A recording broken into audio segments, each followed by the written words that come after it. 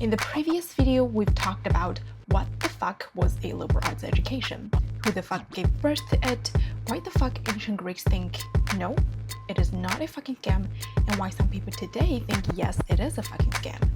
No, it isn't. Yes, it is. No, it isn't. Yes, it is. No, it isn't. Yes, it is. Even the whole world is a fucking scam. And today, we'll continue our discussion and talk about the liberal arts colleges and whether or not they're some fucking scam. Because if we are to only looking at it in the financial terms, then it really is not that good of an investment. Back in my years, the average tuition for most of the liberal arts colleges are like $70,000 per academic year. And for this coming year of 2024 to 2025, the cost for a few schools can even be topping $90,000. This is some real shit here.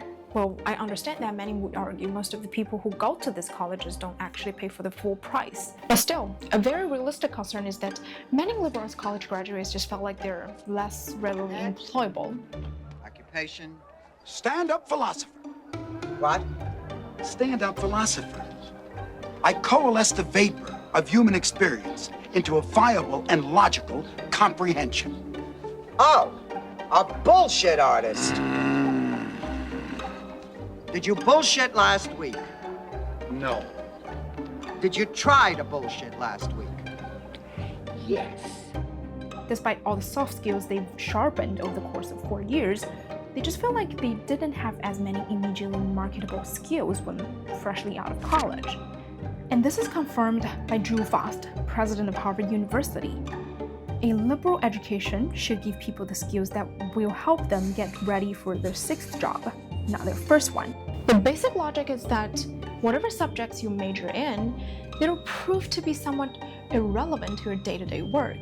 And even if they are relevant at first, soon it'll change. So looking at it in the long run, a liberal arts education is what offers people the most adaptivity, sensitivity, and flexibility to face all the uncertainties and constant changes of the modern economy. And no wonder why so many educators would propose that kids of especially lower socioeconomic status should receive a liberal education, because this is what offers people the most social mobility in the long run. However, just because people should have it doesn't mean that people can have it.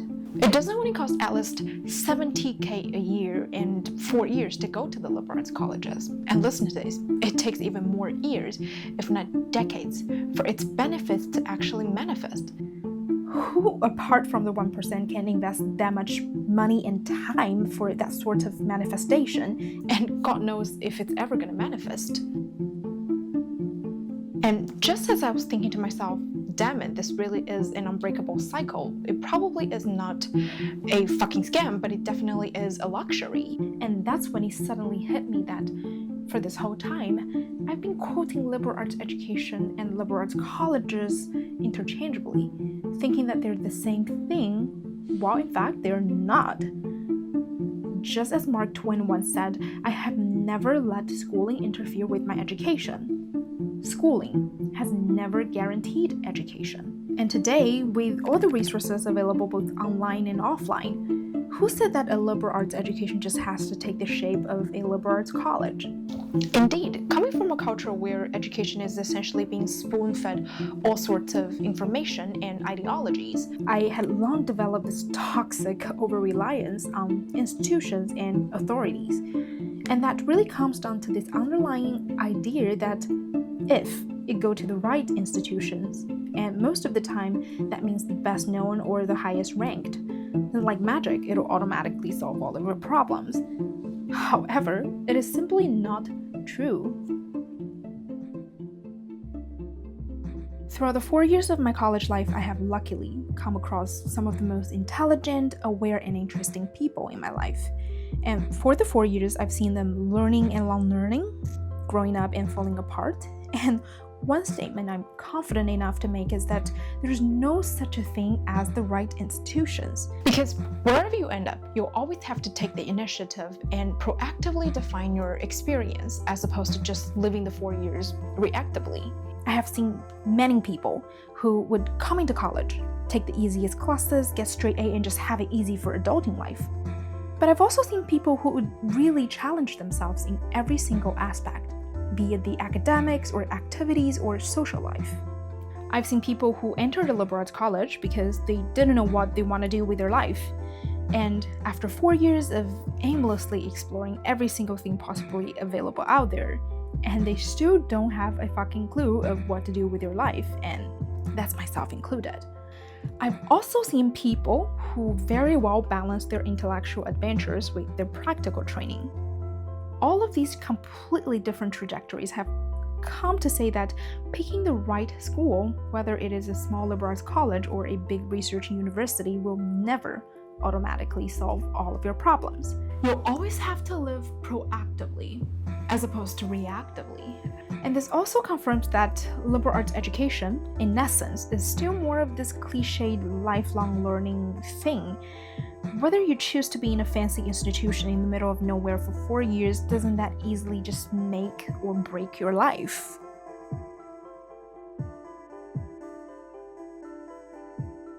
Well, am I basically saying that while liberal arts education is not a fucking scam, the liberal arts colleges may very well be a scam? Well, nope. And in fact, I believe that liberal arts colleges, to a large extent, helps produce the liberal arts scholars and therefore worth it. It's just that there's no way for us to know exactly to what extent it helps and to what extent it's worth it. In 2005, there was this report called ASHA Higher Education Report, and it was a very systematic attempt to study and evaluate the impacts of liberal arts education. I've skimmed this whole thing, definitely not a recommended read, but my biggest takeaway is that there's no fucking way. There's no fucking way for us to know its exact impact, be it negative or positive.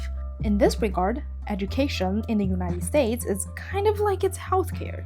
In both cases, consumers want or sometimes even need the products but simply cannot judge their real values and costs. How can you really know the real values of a surgery or a college experience for that matter?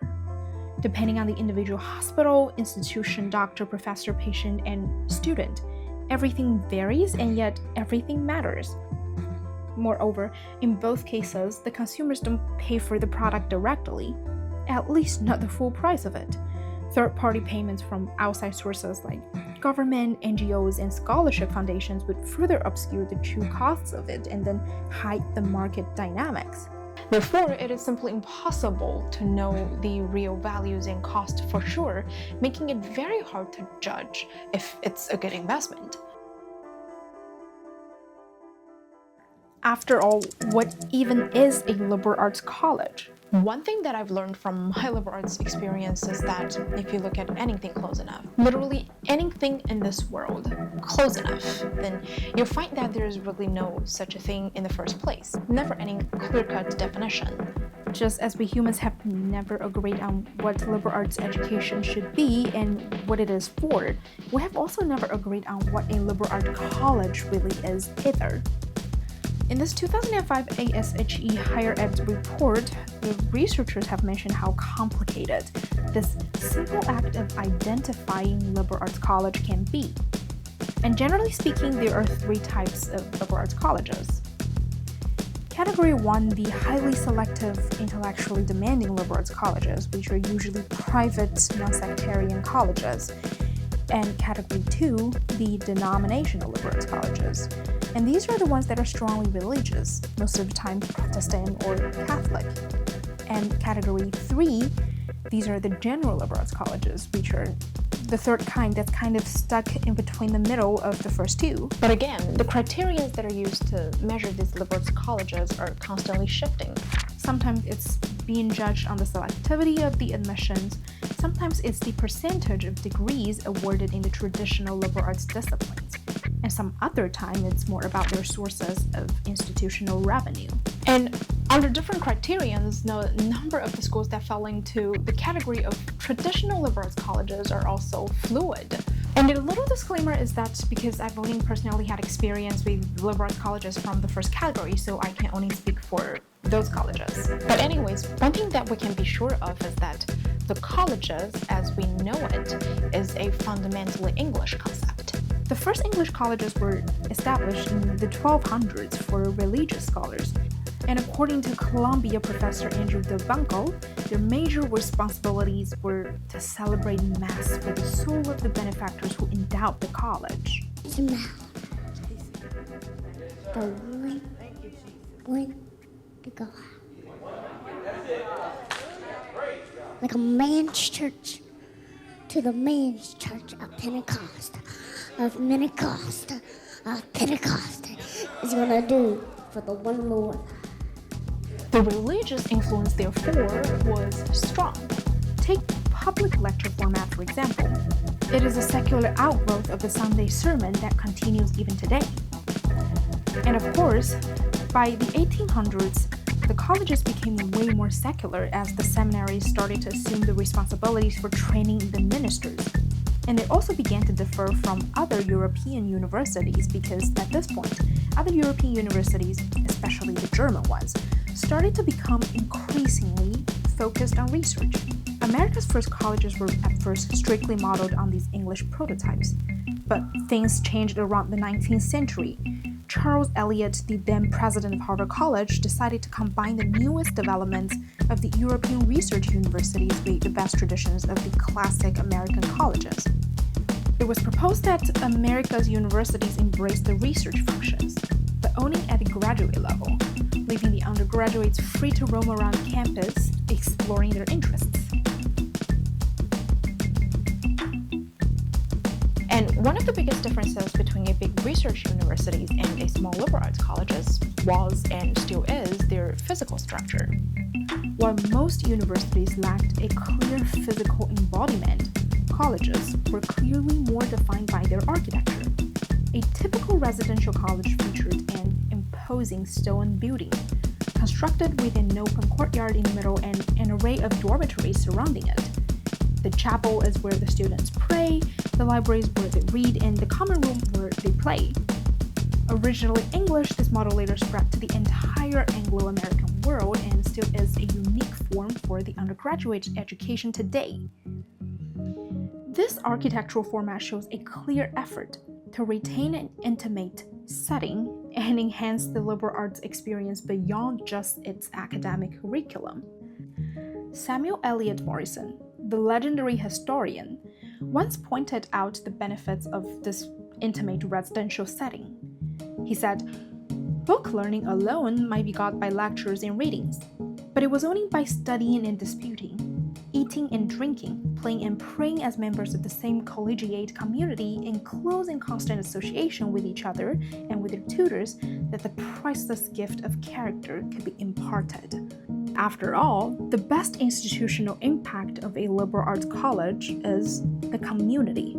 It's the supportive social psychological context, the context where the teachers feel less pressured to create knowledge through research in exchange for their tenureship, and derive more pleasure from simply sharing knowledge with students, teaching and instilling in their students a love for learning, and the context where the students will be surrounded by peers who are genuinely fascinated by this world, and through their eyes, the students will see and love this world differently. Because whether or not liberal arts colleges produce liberal arts scholars, that we don't know. But one thing we can be sure is that sometimes they can be highly selective. They select the liberal arts scholars want to be. They select those who believe in the values of a liberal arts education and wish to be liberated through learning. And they select those who do not only have the potential, but also the conviction of being a whole person rather than just part humans. And it should be noted that it is indeed our environment that shapes us more than anything. From James Clear's Atomic Habit on productivity to Warren Buffett's essays on investment. One thing they've talked about in common is how, a lot of the times, our personal motivation and smartness is overrated. More often than not, we are indeed shaped by the community and the system we choose to be in and defined by the time we live in. Well, so is it a fucking scam or not, you may ask? I know that our generation tends to just want the lazy one-liners, but